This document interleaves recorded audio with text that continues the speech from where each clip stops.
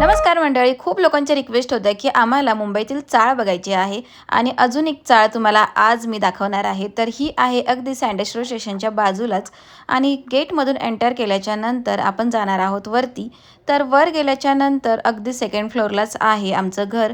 तर हे घर तुम्हाला कसं वाटतं हे कमेंट करून मला नक्की सांगा, जेणेकरून ना ह्या घराचे अजून व्हिडिओ मी तुमच्यापर्यंत आणू शकेल. तर ही आहे कॉमन बाल्कनी आणि ह्या कॉमन बाल्कनीमधून ना सगळेजण येऊन नजारा बघू शकतात. जवळच आहे सँडस रोड स्टेशन आणि येणारे जाणारे माणसांना ना आपण इथून बघू शकतो. इथून वर आल्याच्या नंतर ना अगदी सेकंड फ्लोअरलाच आहे माझ्या मम्मीचं घर आणि ह्या चाळीची ना एक खासियत मला जाम आवडली. ती म्हणजे ना ह्या चाळीतले जे घरं आहेत ना त्यांना दरवाजे तर आहेतच, पण त्याचबरोबर ना खिडक्यासुद्धा आहेत. तर मी मम्मीला आधीच सांगून ठेवले, जर कोणी आलं तर पहिले खिडकीतून बघायचं आणि त्याच्यानंतरच डोर ओपन करायचा. तर गावाकडच्या घरांकडे ना हे हमखास पाहायला मिळतं खिडकी वगैरे, पण इथे ना ही गोष्ट एक युनिक आहे असं मला तरी वाटलं. आणि हे बघा, हे आहे आमच्या मम्मीचं घर आणि ही आहे खिडकी. तर आता हे खिडकीतून ना मी पहिली ते ओपन करते आणि तुम्हाला दाखवते आतमधलं घर कसं दिसत आहे.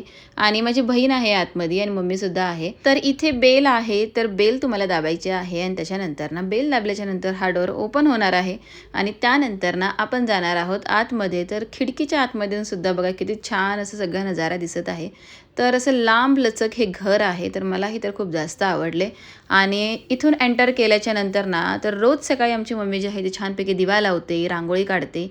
हे तिचं डेली रुटीन आहे. तिचं डेली रुटीन तुमच्यासोबत शेअर करायलाच पाहिजे.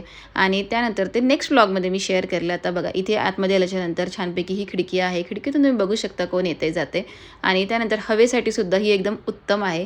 आणि आता इथे सगळं सामान वगैरे जे आहे की ते पप्पांचं आहे. त्याच्यानंतर तिथे सिलेंडर ठेवलं आहे आणि इथे जवळच एक टेबल आहे, त्याच्यावर पाण्याच्या बॉटल्स आहेत आणि छानपैकी इथे वॉच वगैरे सुद्धा लावलेला आहे. आणि इथे बाजूलाच AC आहे. तर ACची मुंबईमध्ये फार गरज आहे, तर तो लागतोच. TV आहे त्याच्या खालीच आणि कबड आहे. तर इथे मध्ये पार्टिशन म्हणून एक पडदा लावायचा आहे. तर नुकतेच ना हे लोक इथे शिफ्ट झाले आहेत, पण अजूनही पसारा भरपूर आहे. तर तो पसारा सगळा आवरल्याच्या नंतर सुद्धा एक छान व्लॉग येईल.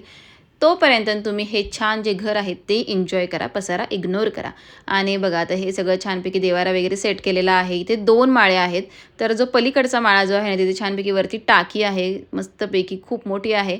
2-3 दिवस पाणी पुरेल इतकी मोठी टाकी आहे. आणि ह्या साईडला सुद्धा एक माळा आहे, तिथे खूप सारं सामान बसलं आहे. मोठा फ्रीज आहे, किचन आहे, छोटूसं आहे. आणि त्यानंतर हा विंडोचा जो व्ह्यू आहे ना तो मला खूप जास्त आवडला. रोड टच असल्यामुळे ना सगळं दिसत आहे अगदी इथून. आणि शेजाऱ्यांचं सुद्धा एक घर आहे आमच्या पप्पांच्या फ्रेंड, तर ते सुद्धा तुम्हाला मी दाखवेल. सेम असंच आहे, फक्त त्याला गॅलरी आहे. ते सुद्धा नक्की एका व्लॉगमध्ये मी ॲड करेन. आणि तुम्ही आता हे बघू शकता, छानपैकी असं मंदिर वगैरे सजवलं आहे.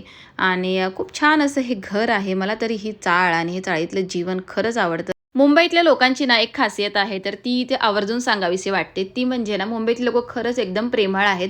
आपण त्यांना एखादी गोष्ट जर विचारायला गेलो ना आणि ते कितीही बिझी असू दे, ते त्यांचं काम जे आहे ते बाजूला ठेवतात आणि आपल्याला पहिलं मदत करतात, आपल्याला सांगतात. एक्झॅक्ट ॲड्रेस असो किंवा काहीही असो ते प्रॉपर सांगतात. तर हा अनुभव ना मला खरंच खूप वेळा आला आहे. आता मी प्रॉपर मुंबईचीच आहे, पण ज्यावेळेस पुण्याला शिफ्ट झाली आणि त्याच्यानंतर पुन्हा इथे आले ना, तर ते एक गोष्ट मला प्रकर्षाने जाणवते. आणि आता आपण चाळीच्या बाहेर चाललो आहोत. चाळीच्या बाहेरचं सुद्धा वातावरण तुम्हाला दाखवते, किती छान आहे. चाळीच्या बॅक साईडला ना छान मंदिरं आहेत आणि एकदम शांत वातावरण इथे आहे. स्टेशनच्या अगदी बाजूलाच ही चाळ आहे आणि त्याच्यानंतर ना बॅक साईडला जर तुम्ही गेलात ना खूप मंदिरं आहेत. मंदिर बाजूलाच असल्यामुळे ना अगदी प्रसन्न वातावरण इथे असतं. एक दिवस ना मुंबईचं फूड जे आहे ना त्याचा संपूर्ण व्लॉग तुमच्यापर्यंत आणेल आणि वडापावपासून ते सँडविचपर्यंत ना इकडची काय खासियत आहे ते सगळं तुमच्यापर्यंत आणण्याचा प्रयत्न करेन. चाळीच्या खालीच ना एक्झॅक्ट इस्त्रीवाला आहे, तर तुमची कपडे जी काय आहे तुम्हाला इस्त्री करून क्विक भेटणार आहेत. इथे जवळच ना हिंदू हृदय सम्राट बाळासाहेब ठाकरे यांचा दवाखाना आहे आणि हा दवाखाना ना अगदी मोफत आहे. आणि आता इथून बॅक साईडला आपण जाणार आहोत. तर रस्त्याने जाता जाताना मला भेटला माझा भाऊ आणि त्याचबरोबर माझ्या भावाचे मित्र. तर त्या सगळ्यांना ना हाय केलं आणि मग मी इथून गेले माझ्या पुढच्या प्रवासासाठी. आजूबाजूचं वातावरण बघा एकदम शांत आहे आणि आता सुट्टी असल्यामुळे हा संडेचा दिवस आहे, त्याच्यामुळे ना सगळी मुलं एकदम छान खेळत आहेत.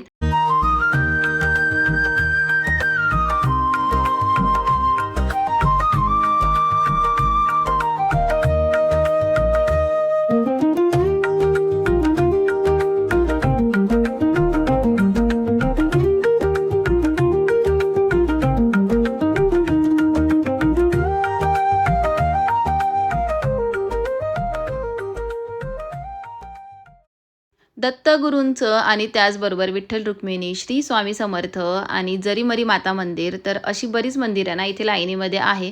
एका शॉर्ट्समध्ये मी हे अपलोड केलं आहे.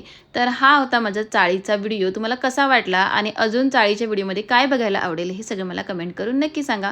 चॅनलला सबस्क्राईब नक्की करा. भेटूया अशाच एका छान व्लॉगमध्ये.